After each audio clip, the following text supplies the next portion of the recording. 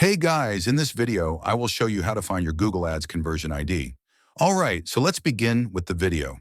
First, make sure you're signed in to the correct Google Ads account and that you have permission to view tags.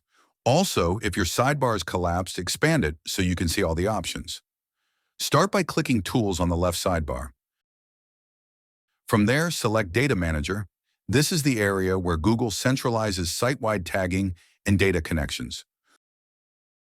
Once you're in Data Manager, look for your Google tag and click Manage. This opens the tag details. Next, go to the Admin tab.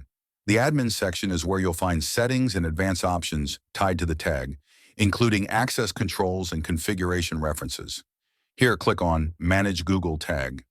This takes you into the central management view for that specific tag. In this view, you'll now be able to see your Google Ads conversion ID. It typically appears in a format similar to AW, followed by a series of numbers. That entire value is your conversion ID. Copy it exactly as shown, including any prefix, and paste it into the field requested by your platform or tag configuration.